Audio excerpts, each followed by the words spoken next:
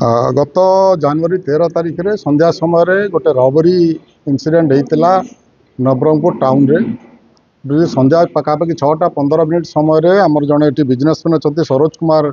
महांती बोली घर को अनुपस्थित समय दुई जन अननोन क्रिमिनाल घर को पशिकी स्त्री को छुरी देखई घर 14 लाख टंका एवं किसी सुना अलंकार लुट कर घटनाटी टाउन मझे होती संध्या समय आउ 14 लाख टंकार ऊर्ध्व से स्टोलन प्रॉपर्टी थी आम बहुत गुरुतर सह नहीं इमिडिएटली आम गोटे स्पेशल इन्वेस्टिगेशन टीम आम गठन करूँ जो आमर एडिशनल एसपी आदित्य सेन से लीड नौते से एसडीपीओ नवरंगपुर एवं आईआईसी नवरंगपुर एवं आमर स्पेशल स्क्वाड एम समस्ते सहयोग करते केस रे जेहेतु जो एक्यूज मैंने फाइनाली धरा हेले जेहेतु प्रीवियस क्रिमिनल रिकॉर्ड्स किसी नाही तेणुक आमको टिके डिफिकल्टी होता है बहुत चैलेंजिंग होता केसटा तथापि बहुत लोकों को पचरा पचरी करी सोर्सेस एंगेज करी बहुत परिश्रम करके आमर जो टीम लगी केस रे लगातार से दिन टारू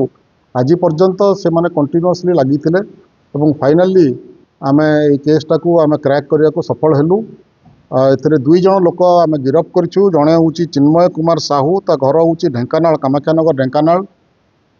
से रोचे नवरंगपुर रे जड़े श्रीमन कुमार घड़ई से केउटसाही नवरंगपुर तार घर एवं जे जोटी विक्टिम घर चारिटा घर छाड़ी घर अच्छी से साही रे तार घर अच्छी एवं ये जो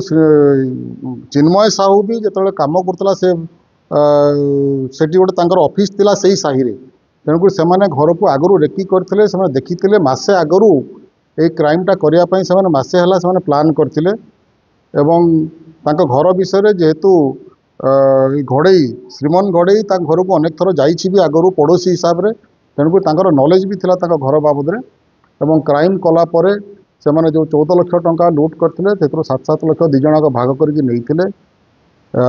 पाखु आम 11,23,000 टंका आम बर्तमान सुधा रिकवरी करूँ 3टा मोबाइल फोन से किनी से 3टा मोबाइल फोन आम रिकवर करूँ सुना जो अलंकार देते चेन आ मुदी ताकू आम रिकवर करूँ जो मोबाइल फोन से यूज करते पूर्वर क्राइम पूर्वर ताकू भी रिकवर करूँ एवं छुरी जोटा यूज करते लुगापटा एमती सब अनेक जिनस आम रिकवर करूँ आज आम अरेस्ट करी आम कोर्ट को फरवर्ड करूँ नहीं बर्तमान सुधा अन्य कहार इनवॉल्वमेंट आसी ना केस रे तथापि आम इन्वेस्टिगेशन कंटिन्यू करूँ आम जदि अन्य किसी आसो तथ्य ताले आम आपण सहित शेयर कर दुई जन एक मास्टरमाइंड श्रीमन कुमार घड़ई जेहेतु घर पाखे 3-4टा घर छाड़ी अच्छे घर पाखे घर को से जास भी अनेक थर ताकू भी आम मास्टरमाइंड कहले चलो किंतु चिन्मय कुमार साहू भी साही रे तार ऑफिस आगु थिला से दुई जन मिसिकी प्लान करी क्राइमटी कर प्राय मसे आगु प्लान करते क्राइम करने। Thank you.